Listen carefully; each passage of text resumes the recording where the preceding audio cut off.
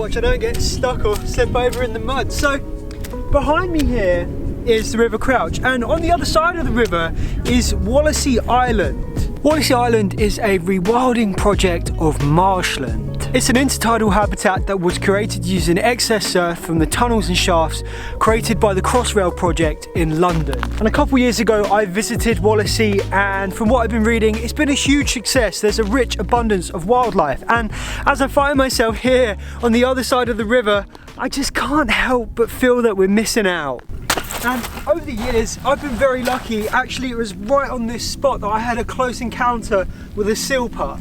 And when the tide's in and the water's up, I remember being dragged around here as a kid by my mum in a little boat, and there's crabs everywhere biting her. And there's also a great array of birds. You know, I see barn owls down here. You can often hear the skylark and other birds of prey. But as I come up and onto the seawall and look across the land, you know, it just looks a little bit desolate. All of the land here on this side of the river is managed for agriculture. There's a few fields which have grey stock living, but it's almost all used for crops. Now, as much as I'd like to see a large-scale rewilding project take place here, like it has done over on Wallasey, I know that there's a fair bit of friction there for the landowners, mainly because they have these fields are their livelihoods. So perhaps if there was enough money to purchase this land, a large-scale rewilding project could happen here. But in the first instance, I just want to see some small changes be made here. You know, I'm talking small-scale rewilding efforts, you know, setting aside corners or the margins of the field and having them connect with other fields, creating green corridors throughout the landscape, connecting it up and slicing into this just desert.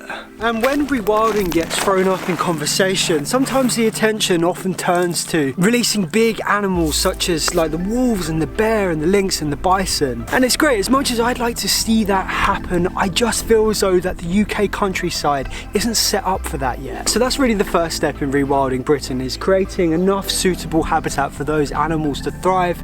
And of course, we've got the small task of rewilding ourselves. But my message for you is, where are some areas that you can identify for rewilding? You know, they don't have to be huge, great open expanses of land. There can be tiny little strips of land. You don't even have to own them. I sure as hell don't own all this, but it's our role as a community, as a society, that will be so crucial in successfully rewilding Britain. I know that I'll be reaching out to the landowners here and seeing if they've considered aspects of rewilding, because many landowners are nowadays. But there are, of course, still many who aren't considering it. So let's just get outside, let's start those conversations and take some action. Thanks for watching. Leave curious.